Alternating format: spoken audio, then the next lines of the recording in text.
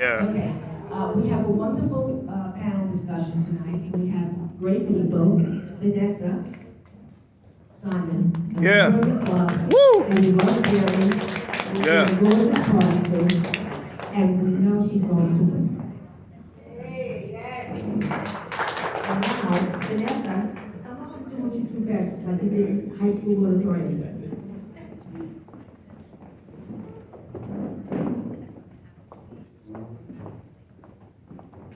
Firstly, I just have to thank you guys so much for coming tonight. I greatly appreciate it. I know with a lot that's going on, especially with the vaccine mandate, the fact that you guys came out, we have the UN here this week, so the traffic, the inclement weather, you guys truly came and showed me that you're here for the support, and I cannot thank you enough. I know Jane gave me the mic. That clap is for you guys because I really truly appreciate you guys being here and being as compassionate as you guys are, as I was running a little bit late due to the UN traffic. But I want to make sure we do the Pledge of Allegiance. I did it throughout middle school, so it's my favorite thing to do. So please rise and give this gorgeous flag your attention.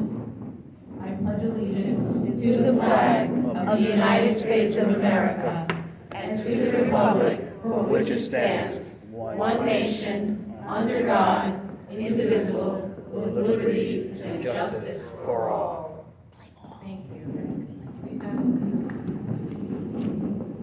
I just wanted to invite Ro, our president, up here if possible, to just say a few words. But I ultimately want to begin by thanking Mr. Joe Pinion and of course Kim Klasick, who came from Maryland to support our campaign. So we're giving If I may share a quick story, as you guys know, I'm running for City Council, District 31, which is Southeast Queens. And just by the grace of God, one morning, I just started receiving quite a few followers. I was like, oh my gosh, I must have sat on my phone and my live is on, I'm naked. So I'm like, what happened? Why do I have so many followers coming? But by the grace of God, it turned out it was Kim and the team who had found my campaign and wanted to shed light on little old me in New York, the crown jewel. So I just want to thank them for making the trip up to New York. Women supporting women, which I cannot stress enough, right here at the Women's National Republican Club. So thank you, Kim, so much, and your team, to Marcus, who reached out, and your other team member that came up from Maryland as well. So just one more round of applause for them. And Ro, if I could just trouble you to come on up before we get started, just say a few words. I do want to welcome Ro, our president of the Women's National Republican Club. Come on up.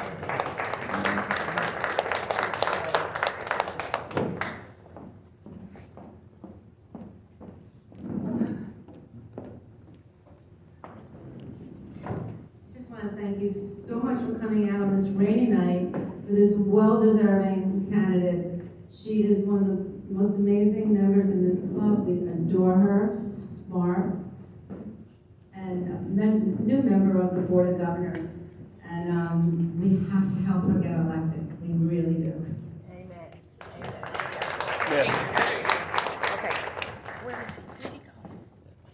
Last person, I just want to introduce Jane, who refers to herself as my mother, just to say a few words, and then we'll transition right into the show. Come on.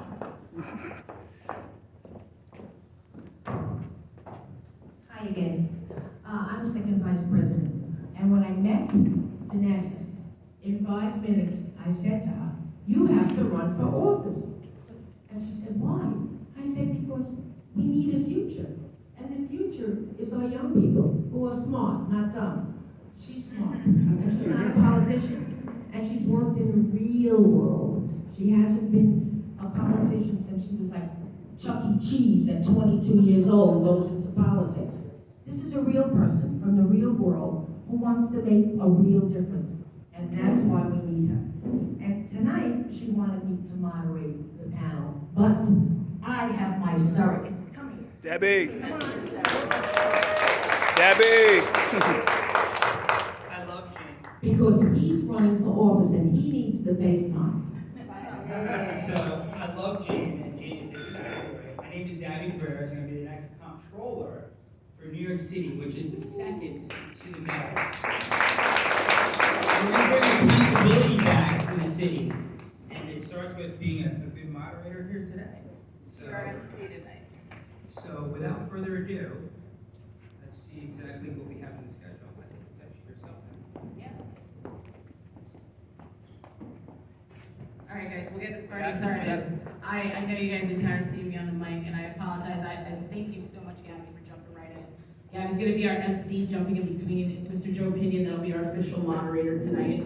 And Kim and I just sharing two women's leaders' perspectives that joined the political campaign run, what it's like, and just curating really great questions around our conservative party, its future, and us modernizing. So I really hope you guys enjoy tonight. And thank you. Let's get it started. Yeah. Let's have Joe start with a few words about himself, who he is, for those of you that may not know. Tell us a little bit, and then we'll go right over to Kim. Go ahead, Joe. All right, well, thank you all for coming out. I think we all learned the hard way that when the UN comes to town, everything goes to complete and utter chaos. So I'm Joe Pinion, for those who don't know. I'm the former outreach director from the New York State Young Republicans, former secretary of the New York Young Republicans. So glad to be in this building at all times, brings back some fond memories. But really began my journey in politics really as a passion. I was a, teenage young Republican before I was a college young Republican, before I was a young Republican. Now I call myself an old young Republican. But, on some basic level, I think conservatism always was a passion and a calling for me. I think Kim can probably speak to it as well, but many households, African-American households, households of color, they are conservative by virtue of their very nature. How they vote is a much different story. But I found as I started making decisions about how I wanted to live my life and the world that I wanted to see come into fruition, the conservative principles have been and remain the best way to ensure that we stay true to those founding principles of this nation, but more importantly, for me, and I think we're going to talk about that today, being the bedrock of the Black community and also being the greatest pathway to ensure that Black families, Black children have a pathway to become the best version of themselves. And so I'm currently the host of Saturday Agenda on Newsmax with Joe Pinion. So you can catch me every Saturday from 1 to 3 p.m. Eastern Time, shameless plug. But yes, and I have the great fortune of obviously being on panels with Kim and having her on my show, and really grateful for that. And happy to be here to support Vanessa in her quest to do what many people think is impossible. To take a message to a district that by and large no person with the R has any business running in, but trying to show that by the strength of our convictions, by the power of our ideas, that we can start to make a dent in that proverbial glass ceiling that is getting elected as a Republican in New York City proper. So excited for this conversation. Share her truth and share her experiences here in politics, and really talking about how we as a community of Republicans can get behind an effort to ensure that the Big Ten party becomes home to that lost constituency, those millions of African Americans who started in this party and hopefully will make their way back to the bedrock of American political life, which is this conservative movement.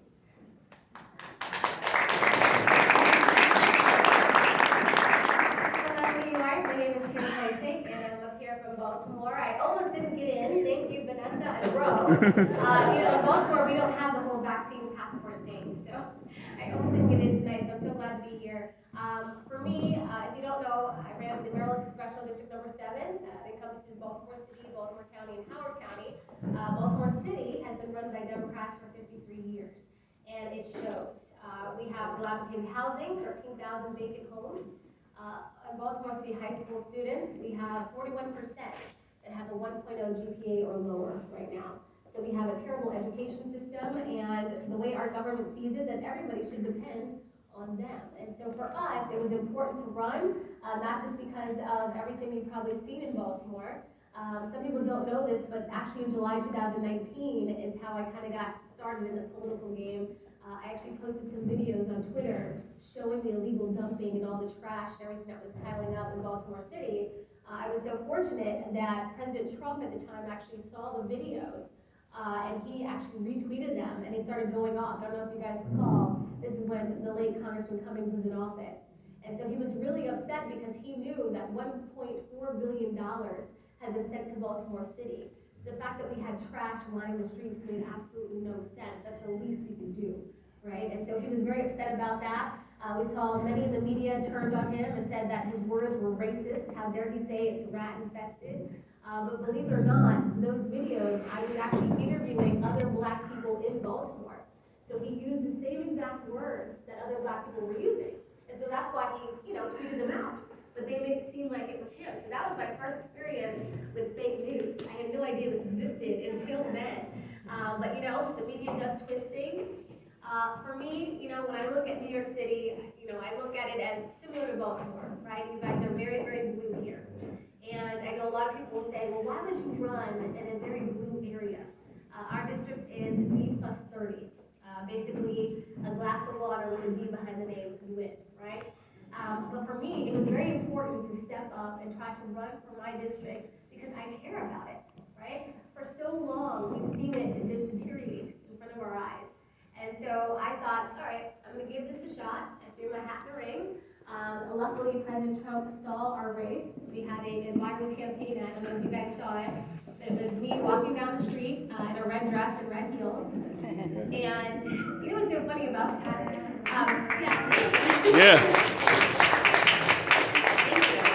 Benny Johnson, I don't know if you guys are familiar with Benny Johnson, Turning Point, and all those kids, but he's the one that actually came up and shot that video. He had a brilliant idea of just basically going through the facts of what we're going, right? 10 times the national average as far as the murder rate. So that's what we basically talked about in this video. But the funny part about it is he told me to show up in like sweats and hiking boots. And he was like, you're gonna be walking down the streets of Baltimore, so you gotta look like him, right? And I was like, what? I don't even own sweats. And so I came as myself, and he said, you know what, we'll make it work. And so it did work out. It caught the attention of the entire Trump family and so many others, the late Rush Limbaugh, and probably so many in this room, right? And so sharing that video on social media, believe it or not, we didn't even get any campaign ads or bought campaign ad time on any television station. That was just on social media, but it made it so that it ended up on Fox, Newsmax, and everything else because of the way it went viral. So that's how we got started. Luckily, we raised $8.4 million with that video. We busted our butts. Yeah.